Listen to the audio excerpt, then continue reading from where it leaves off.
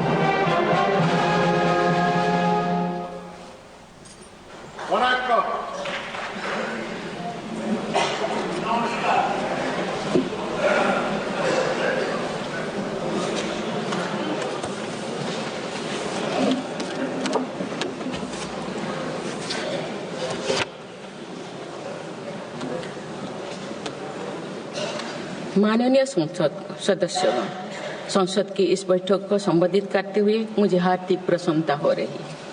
अभी 2 माह पहले हमने संविधान को अपनाने की 75वीं वर्षगांठ मनाए हैं और कुछ दिन पहले ही भारतीय गणतंत्र ने 75 वर्षों की यात्रा भी पूरी की है।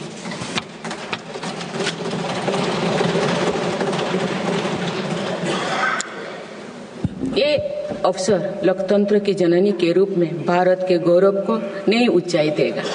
मैं सभी देशवासियों की तरफ से बाबा साहेब आम्बेडकर समेत सभी संविधान निर्माताओं को नमन करती हूँ। माननीय सदस्यगण, इस समय देश में महाकुंभ का ऐतिहासिक पर्व भी चल रहा है। महाकुंभ भारत की सांस्कृतिक परंपरा का, भारत की सामाजिक चेतना का पर्व है। देश और दुनिया से आए करोड़ों श्रद्धालुओं प्रयागराज में पूर्ण स्नान कर चुके हैं। मैं मौनो अमावस्या के दिन हुई हादसे पर अपना दुख व्यक्त करती हूँ। घायलों के शीघ्र स्वस्थ होने की कामना करती हूँ। कुछ दिन पहले ही हमने देश के पूर्व प्रधानमंत्री डॉक्टर मनमोहन सिंह जी को खोए हैं। मनमोहन सिंह जी ने 10 वर्ष तक प्रधानमंत्री के रूप में देश की सेवा की। वे लंबे समय तक संसद के सदस्य भी रहे। मैं मनमोहन सिंह जी को भावभीनी श्रद्धांजलि अर्पित करती हूँ। माननीय सदस्यगण, भारत की विकास यात्रा की इस अमृतकाल को आज मेरी सरकार अभूतपूर्व उपलब्धियों के माध्यम से नई ऊर्जा दे रही है। तीसरे कार्यकाल में 3 गुना तेज गति से काम हो रहा है। आज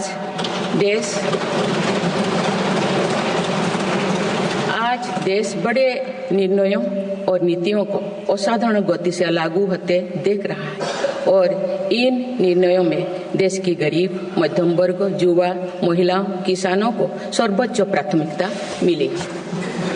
मेरी सरकार ने तीसरे कार्यकाल में सभी के लिए आवास के उद्देश्य की पूर्ति के लिए ठोस कदम उठाए हैं। प्रधानमंत्री आवास योजना का विस्तार करते हुए 3 करोड़ अतिरिक्त परिवारों को नए घर देने का निर्णय लिया गया है। इसके लिए 5,36,000 करोड़ रुपया खर्च किए जाने की योजना है। मेरी सरकार गांव में गरीबों की उनकी आवासीय भूमि का हक देने और वित्तीय समावेशन के लिए प्रतिबद्ध है। इस दिशा में स्वामित्व योजना के अंतर्गत अब तक 2 करोड़ 25 लाख स्वामित्व कार्ड जारी किए गए हैं। इनमें से करीब 70 लाख स्वामित्व कार्ड पिछले 6 महीने से जारी किए। पीएम किसान सम्मान निधि के तहत करोड़ों किसानों को पिछले महीने में 41,000 करोड़ रुपया की राशि का भुगतान हुआ है। जनजातीय समाज के 5 करोड़ लोगों के लिए धरती आबा जनजातीय ग्राम उत्कर्ष अभियान प्रारंभ हुआ है। इसके लिए 80,000 करोड़ रुपए का प्रावधान किया गया है। आयुष्मान भारत योजना के अंतर्गत 70 वर्षों और उससे अधिक उम्र के 6 करोड़ वरिष्ठ नागरिकों को स्वास्थ्य बीमा देने का फैसला हुआ है। इन्हें हर वर्ष 5 लाख रुपए का हेल्थ कवर मिलेगा। छोटे उद्यमियों के लिए मुद्रा ऋण की सीमा 10 लाख रुपए से बढ़कर 20 लाख रुपया कर दी गई है। मेरी सरकार ने युवाओं की शिक्षा और उनके लिए रोजगार के नए अवसर तैयार करने पर विशेष फोकस किया है। मेधावी छात्रों को उच्च शिक्षा में वित्तीय सहायता देने के लिए पीएम विद्यालक्ष्मी योजना शुरू की गई है। 1 करोड़ युवाओं को सिर्फ 500 कंपनियों में इंटर्नशिप के अवसर भी दिए जाएंगे। पेपर लीक की घटनाओं को रोकने और भर्ती में पारदर्शिता सुनिश्चित करने के लिए नया कानून लागू किया गया है। सहकार से समृद्धि की भावना पर चलते हुए सरकार ने त्रिभुवन सहकारी यूनिवर्सिटी की स्थापना को प्रस्ताव स्वीकृत किया है। सरकार ने प्रधानमंत्री ग्राम सड़क योजना के चौथे चरण में 25,000 बस्तियों को जोड़ने के लिए 70,000 करोड़ रुपया स्वीकृत किए। आज जब हमारा देश अटल जी की जन्म शताब्दी का वर्ष मना रहा है, तो प्रधानमंत्री ग्राम सड़क योजना उनके विजन का पर्याय बनी हुई है। देश में अब 71,000 वंदे भारत, अमृत भारत और नमो भारत ट्रेन चल रही है, जिनमें पिछले 6 माह में ही 17 नए वंदे भारत और 1 नमो भारत ट्रेन को जोड़ा गया है। वन नेशन वन इलेक्शन और वक्फ अधिनियम संशोधन जैसे कई महत्वपूर्ण विषय पर भी सरकार ने तेज गति से कदम आगे बढ़ाए हैं। माननीय सदस्यगण, मेरी सरकार के 1 दशक के कार्यकाल ने विकसित भारत की यात्रा को नई ऊर्जा दी है। विकसित भारत के विजन में जन भागीदारी का सामूहिक सामर्थ्य है, देश की आर्थिक उन्नति का रोड मैप है, डिजिटल क्रांति के रूप में टेक्नोलॉजी की ताकत है और आधुनिक इंफ्रास्ट्रक्चर आधार भी है।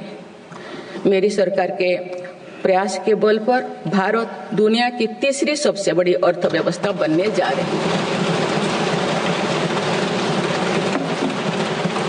विकसित भारत की उड़ान को हमारे संविधान के आदर्शों का सतत मार्गदर्शन मिलता रहे, इसके लिए सरकार ने सेवा, सुशासन, समृद्धि और स्वाभिमान इन प्रमुख सिद्धांतों को गवर्नेंस के केंद्र में रखा है। सरकार रिफॉर्म, परफॉर्म और ट्रांसफॉर्म के अपने संकल्पों को तेज गति से आगे बढ़ा रही है। मेरी सरकार का मंत्र है सबका साथ, सबका विकास, सबका विश्वास और सबका प्रयास, और इस मंत्रों का एक ही लक्ष्य है, विकसित भारत का निर्माण। माननीय सदस्यगण, जब देश के विकास का लाभ अंतिम पायदान पर खड़े व्यक्ति को भी मिलने लगता है, तो भी विकास सार्थक होता है। मेरी अंत्योदय की वह भावना है जिसके प्रति मेरी सरकार संकल्पित रही है। गरीब को गरिमापूर्ण जीवन मिलने से उसमें जो सशक्तिकरण का भाव पैदा होता है और गरीबी से लड़ने में उसकी मदद करता है।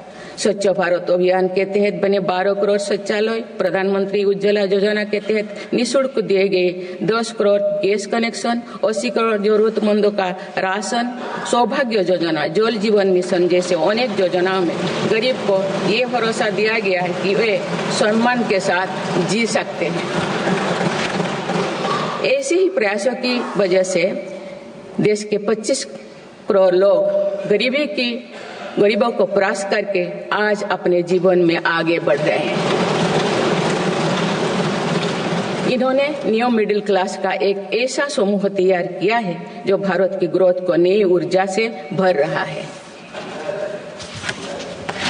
माननीय सदस्यगण, भारत जैसे देश की आर्थिक उन्नति मध्यम वर्ग, मिडिल क्लास की आकांक्षाओं और उनकी पूर्ति से परिभाषित होती है।